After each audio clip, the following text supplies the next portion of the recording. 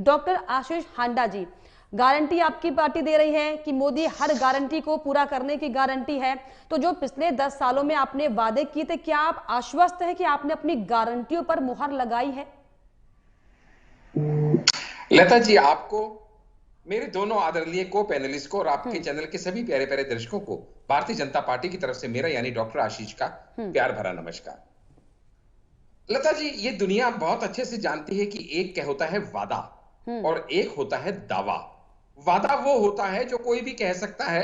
हर आशिक अपनी प्रीतमा से कहता है मैं तेरे लिए चांद सितारे तोड़ लाऊंगा। हर पॉलिटिकल पार्टी अपने वोटर्स को लुभाने के लिए कहती है मैं ये कर दूंगी, मैं वो कर दूंगी। लेकिन दावा वो होता है जो हमने कर दिखाया है, जो हमारा ट्रैक रिकॉर्ड है, जो हमारा प्रूवन परफॉर्मेंस है, उसका रिपोर्ट कार्ड जनता के सामने रखना वो दावा होता है। और ये दुनिया और ये देश जानता है कि अगर मोदी ने कहा 370 हटाएंगे तो हटा के दिखा दिया, कहा राम मंदिर बनाएंगे तो बना के दिखा दिया, ट्रिपल तलाक हटाएंगे तो हटा के दिखा दिया, सीए लाएंगे तो वो भी लाके दिखा देंगे, बहुत जल्द आपके सामने आ जाएगा। ये देख रहे हैं कि वो मोदी जो ये कहता था कि 56 इंच की छाती है, हम अपनी अर्थव्यवस्था को इंप्रूव करके दिखाएंगे, तो 11वीं से 5वीं पे आ चुके हैं और तीसरी अर्थव्यवस्था विश्व की हम बनने जा रहे हैं। वो मोदी जो कहता था, पहला व्यक्ति ऐसा था जो कि एक राष्ट्र अध्यक्ष होते हुए क्लीनलीनेस की बात करता था, टॉयलेट की बात करता था। तो आज वो देख रही है दुनिया कि 12 करोड़ टॉयलेट हम बना चुके हैं, 80 करोड़ लोगों को राशन पहुंचाया जा रहा है, 3 करोड़ पक्का घर बन चुके हैं,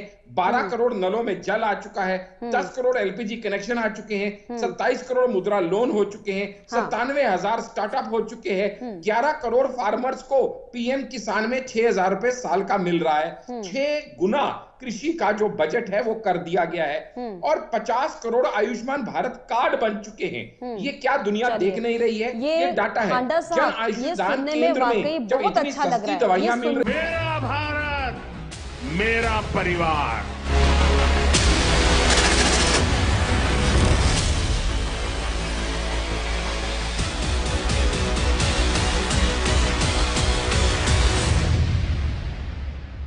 में हांडा साहब बहुत सुनने में अच्छा लग रहा है कि नहीं मैडम, सुनने में नहीं, इतने बढ़िया बढ़िया बेहतरीन आपने काम किया और उसमें कोई दो राय नहीं है कि आप ही की सरकार जो है वो साफ तौर पर अपने फैसलों पर आगे बढ़ती हुई सरकार है। चाहे मामला 370 का हो, चाहे 3 तलाक की बात हो, चाहे राम मंदिर की बात हो, चाहे यूसीसी की बात हो। लेकिन अगर हम आपकी दूसरी गारंटियों की बात करें, 2 करोड़ रोजगार करने की बात भी आपने कही थी, 15-15 लाख लोगों के खातों में जाएंगे, ये भी आप ही की गारंटी थी। लोगों को दाने दाने के लिए मोहताज नहीं होना पड़ेगा, ये भी आप ही की गारंटी थी।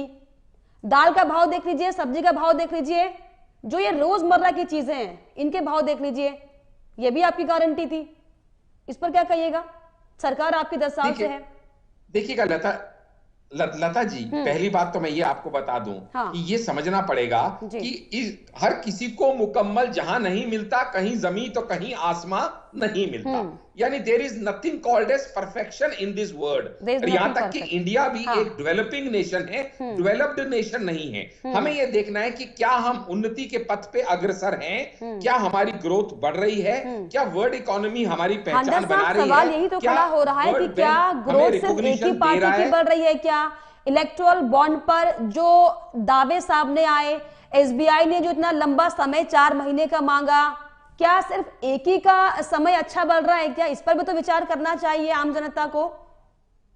नहीं, समय किसी पार्टी का अच्छा नहीं चल रहा, समय तो देश का अच्छा चल रहा है। आप बताइएगा लता जी, जब हमने राशन बांटा तो क्या सिर्फ बीजेपी के वर्कर्स को दिया, या सिर्फ हिंदू को दिया, या सिर्फ मुसलमान को दिया, सिख को दिया? ना रिलीजन देखा गया, ना कास्ट देखी गई, ना पॉलिटिकल पार्टी देखी गई। जब चलिए मैं आपको टीके लगाए गए वैक्सीनेशन के, तो क्या सिर्फ बीजेपी के वर्कर को लगाए गए? जवाब है नहीं। भाई हांडा साहब, वो आपकी जिम्मेदारी थी, आप सत्ता में थे, सरकार में थे, और आप ही तो जनता को होगी, ऑफ कोर्स ये बात है, और वो अच्छी बात है। नहीं निभाई। चलिए खैर मैं आगे बढ़ती हूँ। मेरा भारत, मेरा परिवार।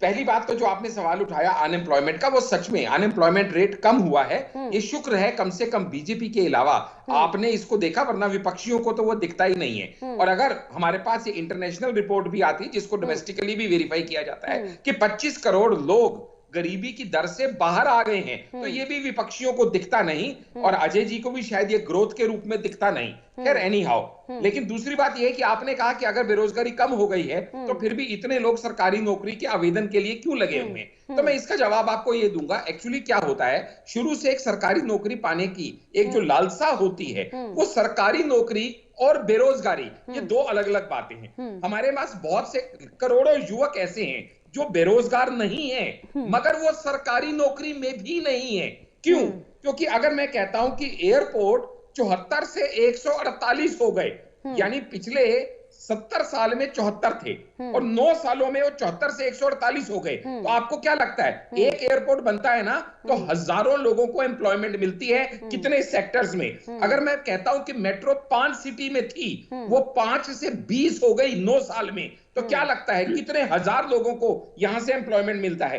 अगर मैं कहता हूं कि नेशनल हाईवे जो थे वो डबल हो गई उसकी स्पीड और 53,000 किलोमीटर बन गए इतने टाइम के अंदर, तो इसमें कितने लोगों को एम्प्लॉयमेंट मिल रहा है? सरकारी नौकरी मिल रही है नहीं मिल रही है अलग विषय है, लेकिन बेरोजगारी कम हो रही है ये एक अलग विषय है। अगर मैं कहता हूं कि रूरल रोड ही 3.5 लाख किलोमीटर बन गई, तो आपको क्या लगता है कि इससे ट्रांसपोर्ट में आसानी नहीं हो रही? क्या इसमें लोगों को रोजगार नहीं मिल रहा?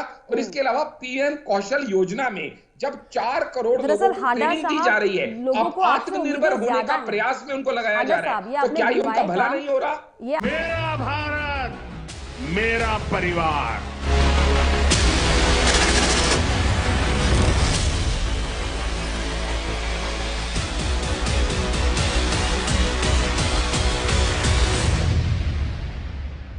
अपने काम गिनवाए, सराहनीय है, काम तो होने में चाहिए। अगर आप सरकार में आए तो काम ही करिएगा ना, लेकिन दरअसल दिक्कत है कि लोगों को नहीं, लेकिन हम ही कर रहे हैं ना।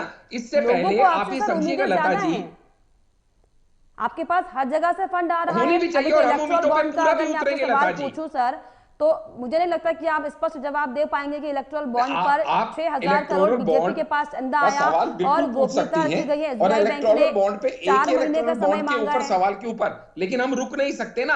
हमें ये भी देखना है कि हम कहां से इकोनॉमी को लेके आए हैं, हम वहां से इसको खींच के लेके आ रहे हैं।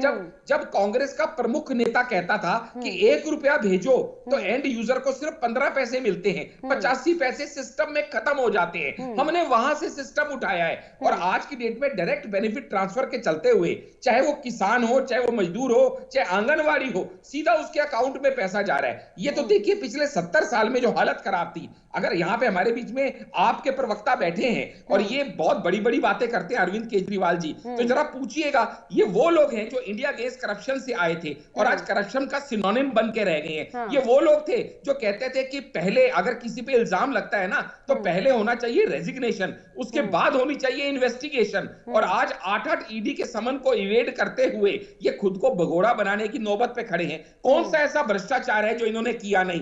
दवा का भ्रष्टाचार किया नहीं, नकली दवाइयां पकड़ी नहीं गई, दारू का किया नहीं, आज तक वो चल रहा है। स्कूलों में किया नहीं, 3 लाख का कमरा 25 लाख में बनाया नहीं, स्वास्थ्य सेवाओं में किया नहीं, कितनी बार इनको हाई कोर्ट ने और एलजी ने लताड़ा है। जल घोटाला किया नहीं, बिजली घोटाला किया नहीं, टीटीसी घोटाला किया नहीं। मतलब कोई ऐसा घोटाला है क्या अरविंद केजरीवाल की सरकार ने ना किया हो?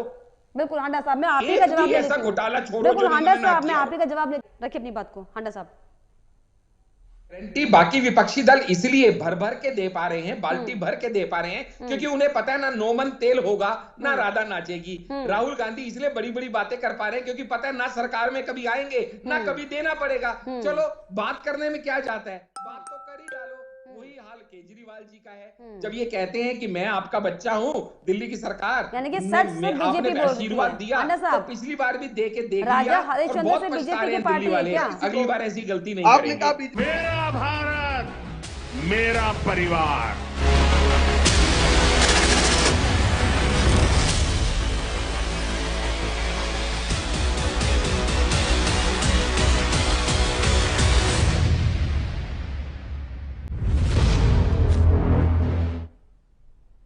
नमस्कार, स्वागत है आपका एमवी नेटवर्क देख रहे हैं आप और मैं हूं आपके साथ लता। लोकसभा चुनाव को कुछ ही महीनों का अब समय रह गया है। चुनावी रण में सबने अपने अपने बिगुल फूंक दिए हैं। कहीं 400 के पार का नारा सुनाई दे रहा है तो कहीं संसद में केजरीवाल दिल्ली होगी खुशहाल की गूंज सुनाई दे रही है। कोई रोजगार की बात कर रहा है तो कोई सुरक्षा की। और चुनावों के मौसम में राजनीतिक पार्टियां जनता को लुभाने के लिए कई वादे भी करती दिखाई पड़ रही हैं। लेकिन सवाल क्या चुनाव जीतने के बाद वो वादे पूरे होते हैं या फिर नहीं, या फिर क्या ये वादे सिर्फ चुनावी मुहरे हैं? करेंगे इस पर चर्चा, लेकिन उससे पहले हमारी एक खास रिपोर्ट देखिए।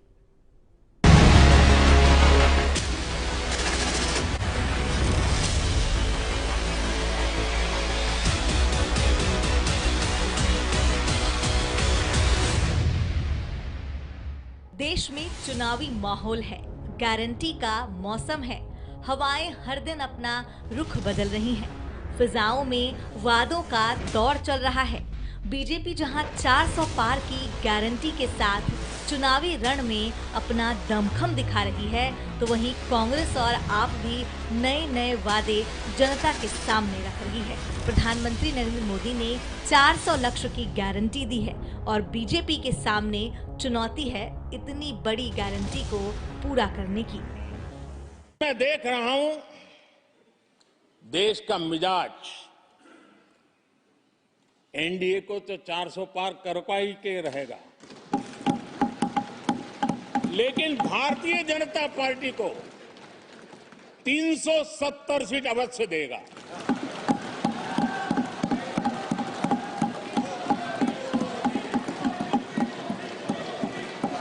बीजेपी को 370 सीट और एनडीए को 400 पार।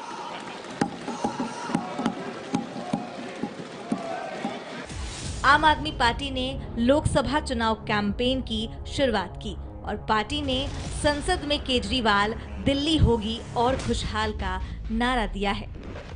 हमारा लॉन्च का स्लोगन है, संसद में भी केजरीवाल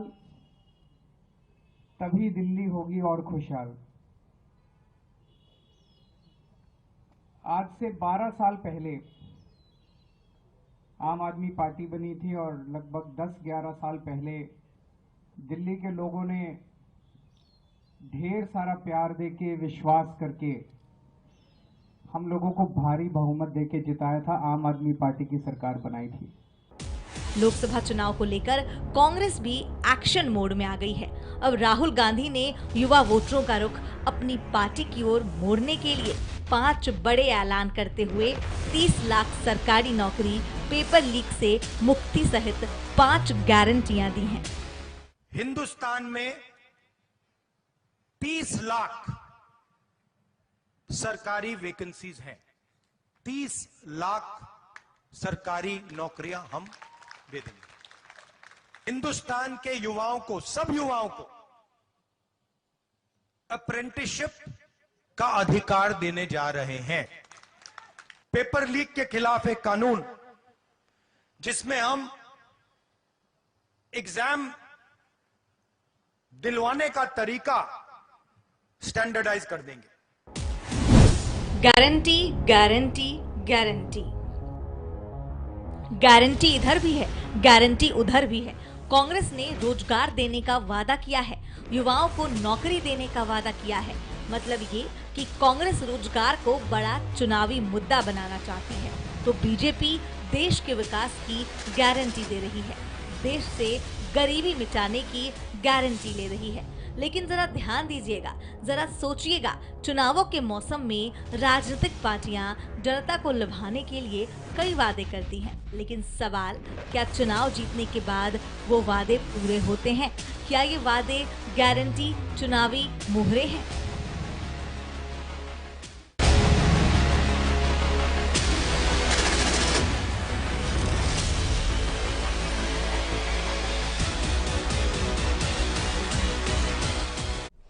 तो गारंटी गारंटी, इधर भी गारंटी और उधर भी गारंटी। और अब जो है ये वक्त जब चुनावी समय का चल रहा है, चुनावी माहौल चल रहा है, तो गारंटियां जो है हर पार्टियां दे रही है। लेकिन सवाल वही कि क्या ये गारंटी जो राजनीतिक पार्टियां हर चुनावी समय में देती हैं, क्या इस पर मुहर भी लगेगी? और इसी पर चर्चा करने के लिए मेरे साथ 3 खास मेहमान जुड़ गए हैं। मेरे साथ डॉक्टर आशीष हांडा, नेता बीजेपी के जुड़ गए हैं, आपका स्वागत मैं करना चाहूंगी हांडा साहब।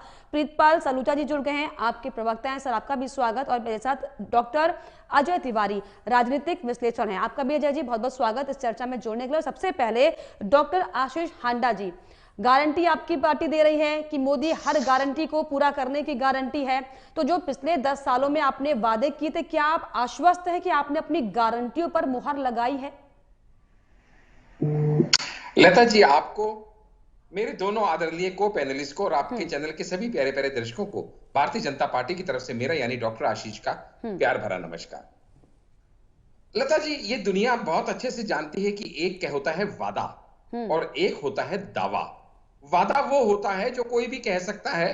हर आशिक अपनी प्रीतमा से कहता है मैं तेरे लिए चांद सितारे तोड़ लाऊंगा। हर पॉलिटिकल पार्टी अपने वोटर्स को लुभाने के लिए कहती है मैं ये कर दूंगी, मैं वो कर दूंगी। लेकिन दावा वो होता है जो हमने कर दिखाया है, जो हमारा ट्रैक रिकॉर्ड है, जो हमारा प्रूवन परफॉर्मेंस है, उसका रिपोर्ट कार्ड जनता के सामने रखना वो दावा होता है। और ये दुनिया और ये देश जानता है कि अगर मोदी ने कहा 370 हटाएंगे तो हटा के दिखा दिया, कहा राम मंदिर बनाएंगे तो बना के दिखा दिया, ट्रिपल तलाक हटाएंगे तो हटा के दिखा दिया, सीए लाएंगे तो वो भी लाके दिखा देंगे, बहुत जल्द आपके सामने आ जाएगा। ये देख रहे हैं कि वो मोदी जो ये कहता था कि 56 इंच की छाती है, हम अपनी अर्थव्यवस्था को इंप्रूव करके दिखाएंगे, तो 11वीं से 5वीं पे आ चुके हैं और तीसरी अर्थव्यवस्था विश्व की हम बनने जा रहे हैं। वो मोदी जो कहता था, पहला व्यक्ति ऐसा था जो कि एक राष्ट्र अध्यक्ष होते हुए क्लीनलीनेस की बात करता था, टॉयलेट की बात करता था, तो आज वो देख रही है दुनिया कि 12 करोड़ टॉयलेट हम बना चुके हैं, 80 करोड़ लोगों को राशन पहुंचाया जा रहा है, 3 करोड़ पक्का घर बन चुके हैं,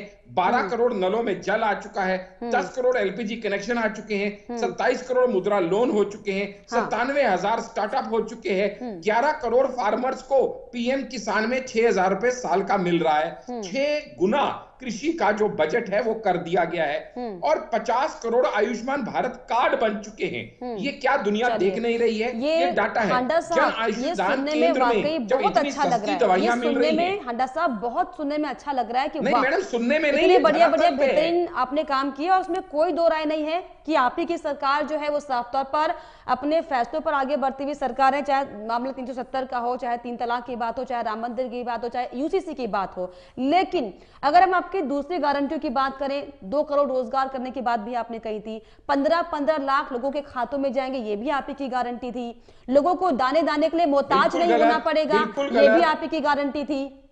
दाल का भाव देख लीजिए, सब्जी का भाव देख लीजिए, जो ये रोजमर्रा की चीजें हैं इनके भाव देख लीजिए, ये भी आपकी गारंटी थी। इस पर क्या कहिएगा? सरकार आपकी 10 साल से है। देखिएगा लता जी, पहली बात तो मैं ये आपको बता दूं कि ये समझना पड़ेगा कि हर किसी को मुकम्मल जहां नहीं मिलता, कहीं जमीन तो कहीं आसमां नहीं मिलता। यानी there is nothing called as perfection in this world. यहां तक कि इंडिया भी एक डेवलपिंग नेशन है, डेवलप्ड नेशन नहीं है। हमें यह देखना है कि क्या हम उन्नति के पथ पे अग्रसर हैं, क्या हमारी ग्रोथ बढ़ रही है, क्या वर्ल्ड इकोनॉमी हमारी पहचान बना रही है। सवाल यही तो खड़ा हो रहा है कि क्या ग्रोथ सिर्फ एक ही पार्टी की बढ़ रही है? क्या इलेक्टोरल बॉन्ड पर जो दावे सामने आए, एसबीआई ने जो इतना लंबा समय 4 महीने का मांगा, क्या सिर्फ एक ही का समय अच्छा बढ़ रहा है? क्या इस पर भी तो विचार करना चाहिए आम जनता को?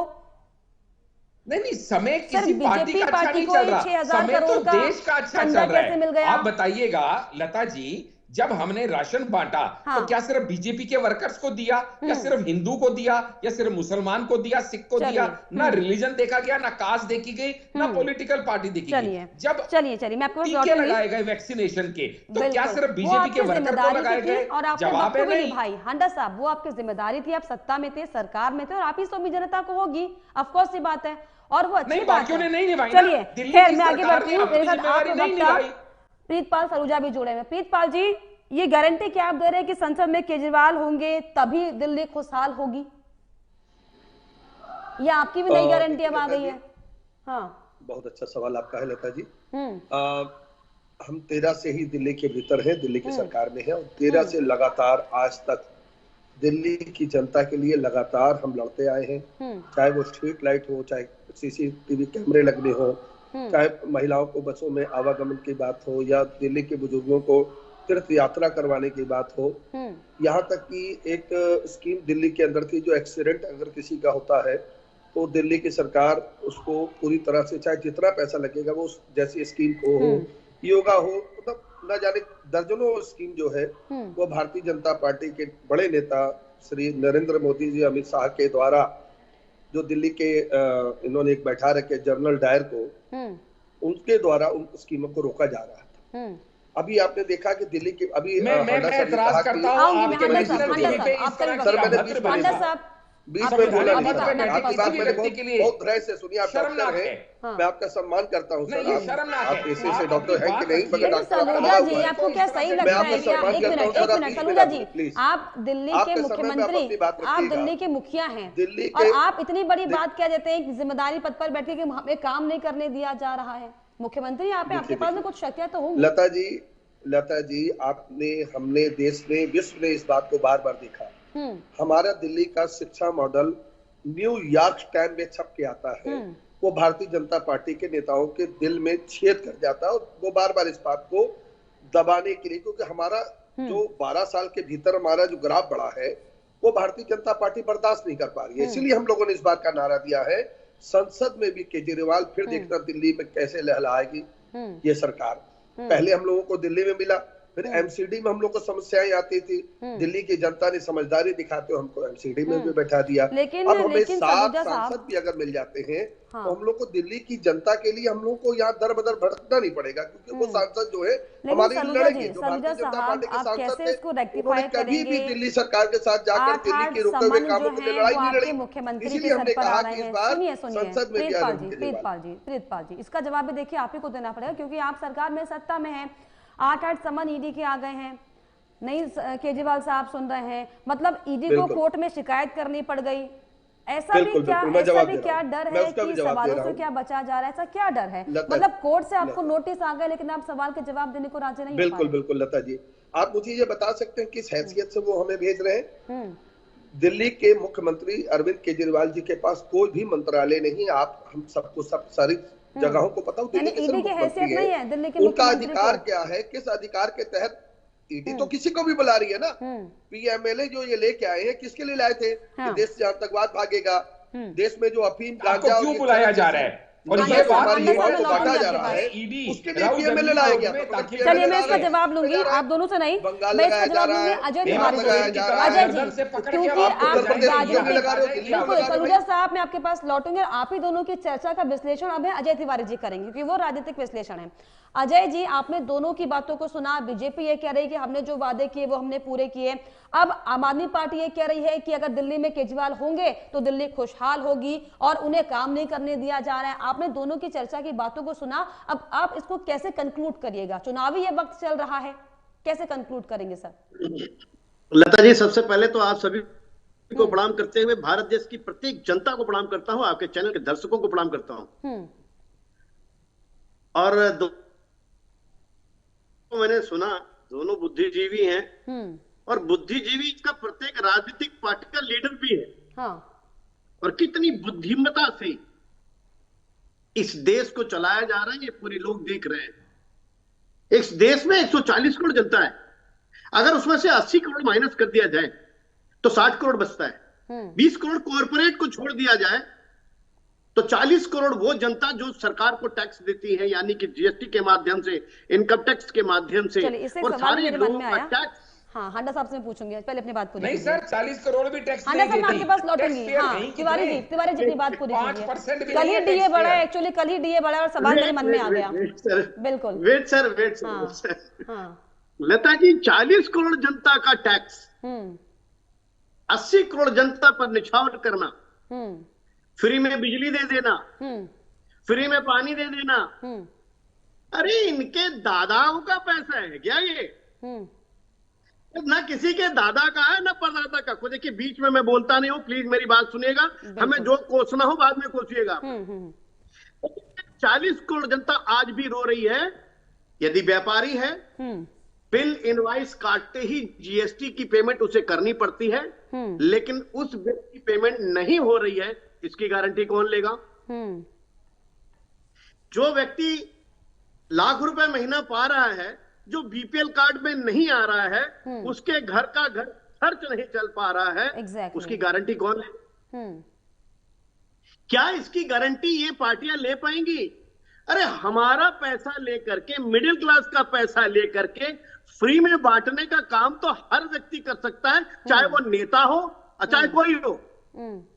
आप 80 करोड़ जनता को अनाज फ्री में बांट देते हैं, आप बिजली बांट देते हैं। अरे आप वो काम करिए जिससे कि इस देश का फायदा हो। जैसे एक काम बड़ा अच्छा लगा मोदी जी का कि सोलर सिस्टम से बिजली फ्री कर रहे हैं। तो सोलर सिस्टम से बिजली फ्री करने का मतलब देश का उत्थान भी होगा और उस व्यक्ति का कल्याण भी होगा। That is good system.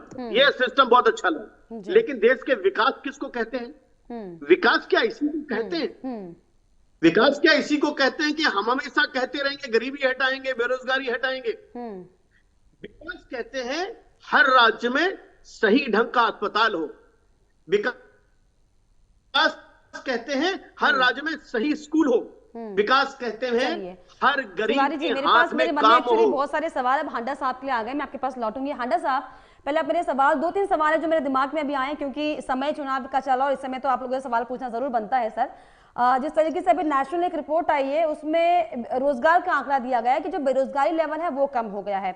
इसमें आप मुझे जवाब दीजिएगा, अगर बेरोजगारी का आंकड़ा इतना कम हो गया है तो अभी जो उत्तर प्रदेश में 60,000 पुलिस की जो भर्ती कैंसिल हुई है, जो रद्द हुई है, उस 60,000 भर्ती के लिए 48 लाख लोगों ने कैसे आवेदन किया अगर बेरोजगारी नहीं है तो? और दूसरा सवाल, जो कल ही मोदी साहब ने बड़ी खुशखबरी दी है, होली से पहले केंद्रीय कर्मचारियों को डीए उनका बढ़ाया गया है। आप मुझे ये भी समझाइए कि केंद्रीय कर्मचारी से इतर जो प्राइवेट सेक्टर के लोग हैं, क्या उनके लिए अलग से कोई राशन की लंबी लाइन लगती है क्या, फ्री या सस्ते की? इसका क्या इंतजाम आपके पास है? क्योंकि महंगाई तो दोनों के लिए बराबर बढ़ेगी सर।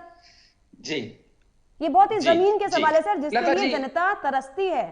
जी जी, जवाब दीजिए। लता जी, मैं प्रयास करूंगा आपके सवालों के जवाब देने की। पहली बात तो जो आपने सवाल उठाया अनएम्प्लॉयमेंट का, वो सच में अनएम्प्लॉयमेंट रेट कम हुआ है, ये शुक्र है कम से कम बीजेपी के अलावा आपने इसको देखा, वरना विपक्षियों को तो वो दिखता ही नहीं है। और अगर हमारे पास ये इंटरनेशनल रिपोर्ट भी आती जिसको डोमेस्टिकली भी वेरीफाई किया जाता है कि 25 करोड़ लोग गरीबी की दर से बाहर आ गए हैं, तो ये भी विपक्षियों को दिखता नहीं और अजय जी को भी शायद ये ग्रोथ के रूप में दिखता नहीं। खैर एनी हाउ, लेकिन दूसरी बात यह है कि आपने कहा कि अगर बेरोजगारी कम हो गई है तो फिर भी इतने लोग सरकारी नौकरी के आवेदन के लिए क्यों लगे हुए हैं? तो मैं इसका जवाब आपको ये दूंगा। एक्चुअली क्या होता है, शुरू से एक सरकारी नौकरी पाने की एक जो लालसा होती है, वो सरकारी नौकरी और बेरोजगारी ये दो अलग अलग बातें हैं। हमारे पास बहुत से करोड़ों युवक ऐसे हैं जो बेरोजगार नहीं है, मगर वो सरकारी नौकरी में भी नहीं है। क्यों? क्योंकि अगर मैं कहता हूं कि एयरपोर्ट 74 से 148 हो गए, यानी पिछले 70 साल में 74 थे और 9 सालों में वो 74 से 148 हो गए, तो आपको क्या लगता है, एक एयरपोर्ट बनता है ना तो हजारों लोगों को एम्प्लॉयमेंट मिलती है। कितने सेक्टर्स में? अगर मैं कहता हूं कि मेट्रो 5 सिटी में थी, वो 5 से 20 हो गई 9 साल में, तो क्या लगता है कितने हजार लोगों को यहां से एम्प्लॉयमेंट मिलता है? अगर मैं कहता हूं कि नेशनल हाईवे जो थे वो डबल हो गई उसकी स्पीड और 53,000 किलोमीटर बन गए इतने टाइम के अंदर, तो इसमें कितने लोगों को एम्प्लॉयमेंट मिल रहा है? सरकारी नौकरी मिल रही है नहीं मिल रही अलग विषय है, लेकिन बेरोजगारी कम हो रही है ये एक अलग विषय है। अगर मैं कहता हूं कि रूरल रोड ही 3.5 लाख किलोमीटर बन गई, तो आपको क्या लगता है कि इससे ट्रांसपोर्ट में आसानी नहीं हो रही? क्या इसमें लोगों को रोजगार नहीं मिल रहा? और इसके अलावा पीएम कौशल योजना में जब 4 करोड़ लोगों को ट्रेनिंग दी जा रही है, अब आत्मनिर्भर होने का प्रयास में उनको लगाया जा रहा है, तो क्या ये उनका भला नहीं हो रहा? ये आपने काम गिनवाए, सराहनीय है, काम तो होने में चाहिए। अगर आप सरकार में आए तो काम ही करिएगा ना, लेकिन दरअसल दिक्कत है कि लोगों को नहीं, लेकिन हम ही कर रहे हैं ना। इससे पहले आप ये समझिएगा लता जी, आपके पास हर जगह से फंड आ रहा है। होनी भी चाहिए और हम उम्मीदों पे पूरा भी उतरेंगे लता जी। पूछूं सर, तो मुझे नहीं लगता कि आप स्पष्ट जवाब दे पाएंगे कि इलेक्टोरल बॉन्ड पर 6,000 करोड़ बीजेपी के पास चंदा आया और गोपनीयता रखी गई है। और इलेक्टोरल बॉन्ड पे एक 4 महीने का समय के ऊपर सवाल के ऊपर, लेकिन हम रुक नहीं सकते ना। हमें यह भी देखना है कि हम कहां से इकोनॉमी को लेके आए हैं, हम वहां से इसको खींच के लेके आ रहे हैं। जब कांग्रेस का प्रमुख नेता कहता था कि 1 रुपया भेजो तो एंड यूजर को सिर्फ 15 पैसे मिलते हैं, 85 पैसे सिस्टम में खत्म हो जाते हैं, हमने वहां से सिस्टम उठाया है। और आज की डेट में डायरेक्ट बेनिफिट ट्रांसफर के चलते हुए, चाहे वो किसान हो, चाहे वो मजदूर हो, चाहे आंगनवाड़ी हो, सीधा उसके अकाउंट में पैसा जा रहा है। ये तो देखिए पिछले 70 साल में जो हालत खराब थी, अगर यहां पे हमारे बीच में आपके प्रवक्ता बैठे हैं और ये बहुत बड़ी बड़ी बातें करते हैं अरविंद केजरीवाल जी, तो जरा पूछिएगा, ये वो लोग हैं जो इंडिया अगेंस्ट करप्शन से आए थे और आज करप्शन का सिनोनिम बन के रह गए हैं। ये वो लोग थे जो कहते थे कि पहले अगर किसी पे इल्जाम लगता है ना तो पहले होना चाहिए रेजिग्नेशन, उसके बाद होनी चाहिए इन्वेस्टिगेशन। और आज 8-8 ईडी के समन को इवेड करते हुए ये खुद को भगोड़ा बनाने की नौबत पे खड़े हैं। कौन सा ऐसा भ्रष्टाचार है जो इन्होंने किया नहीं? दवा का भ्रष्टाचार किया नहीं, नकली दवाइयां पकड़ी नहीं गई, दारू का किया नहीं, आज तक वो चल रहा है। स्कूलों में किया नहीं, 3 लाख का कमरा 25 लाख में बनाया नहीं, स्वास्थ्य सेवाओं में किया नहीं, कितनी बार इनको हाई कोर्ट ने और एलजी ने लताड़ा है। जल घोटाला किया नहीं, बिजली घोटाला किया नहीं, टीटीसी घोटाला किया नहीं, मतलब कोई ऐसा घोटाला है क्या अरविंद केजरीवाल की सरकार ने ना किया हो? बिल्कुल हांडा साहब, मैं आप ही का जवाब लेती हूं। घोटाला छोड़ो, बिल्कुल हांडा साहब, मैं आप ही का जवाब लेती हूँ सलूजा जी से। सलूजा जी, चलिए जिस तरीके से फ्री वाली राजनीति आप करते हैं, और आपने अभी पिछले दिनों विधानसभा में आते हुए आपके वित्त मंत्री ने साफ तौर पर यह भी घोषणा की कि हर महीने 1,000 रुपए जो 18+ बच्चियां हैं, महिलाएं हैं, उनको मिलेगा। आपको नहीं लगता कि सर आप ये पैसे या रेवड़ियां बांटने से अच्छा अगर आप किसी प्रति व्यक्ति महिला को अगर आप सक्षम बना दें तो आपको ये दिक्कत नहीं करनी पड़ेगी कि आपको पैसे बांटने पड़े, आपको सीधे डायरेक्ट बेनिफिट ट्रांसफर करना पड़े बीजेपी के नेताओं को? नहीं लगता कि इस पर फोकस होना चाहिए कि कैसे एक इंडिविजुअलिटी को सक्षम बनाया जाए, उनके लिए प्लानिंग होनी चाहिए? ऐसे तो आप खोखला कर रहे हैं ना देश को, ये तो खोखले हो रही जनता, डिपेंडिंग हो जाएगी हमेशा आप पर। खोखला कर रहे हैं देश को। आम आदमी पार्टी की सरकार ने आम आदमी पार्टी को जगह दे दी ऑफिस बनाने की, और वो हाईकोर्ट की जगह थी। मतलब ये हाईकोर्ट की जगह आम आदमी को क्या समझेंगे? बोलने के लिए मौका पूरा दिया जाता। लता जी जवाब दीजिए। मैं सबसे पहले आपका भी जवाब दूंगा। पहले मैं जो पैनलिस्ट में बैठे हुए जो राजनीतिक जिन्होंने इस बात को कहा कि देश की जनता जो 40 करोड़ जो हमको टैक्स दे रही है, मैं इनको बता दूं डायरेक्ट इनडायरेक्ट टैक्स 2 तरह का टैक्स देश में होता है। देश की 140 करोड़ की आबादी, अभी माँ के पेट में अगर वो बच्चा तो भी टैक्स उसके प्रारंभ हो गया है। अगर वो सैया पे लेट गया, मृत्यु सैया पे, तभी वो टैक्स दे के ही जाता है देश के अंदर। हर एक व्यक्ति का अपना योगदान हमारे देश के लिए, हमारे भारत माता के लिए, हमारे तिरंगे के लिए है। हम अगर देश के टैक्स पेयर के पैसे से दिल्ली वालों को, दिल्ली को अगर लाभ दे रहे हैं, ये हमारा फर्ज बनता। और इन्होंने एक बात कही कि सौर ऊर्जा, अरे कौन सा लाभ दे रहे हो भैया? कोविड में ऑक्सीजन देने के तुम्हारे पास पैसे नहीं थे, बाढ़ के टाइम पे तुम्हारे पास संविधान अपना संस्थान नहीं थे, कैसे उसको कंट्रोल करोगे? हर एक नागरिक के घर पे सौर ऊर्जा जो अपने घर पे लगाएगा उसको बिजली मुफ्त देंगे। वो प्रधानमंत्री की योजना नहीं है, नरेंद्र मोदी सारा पैसा तो आपने शीशे में लगा दिया, 47 करोड़ रुपया रेनोवेशन में। अभी मैं आपको बता दूं, अब मैं आ जाता हूं, इन्होंने कहा कि मेट्रो बना, इतने लोगों को लाभ मिला, इतने हाईवे बने, इतने लाभ मिला।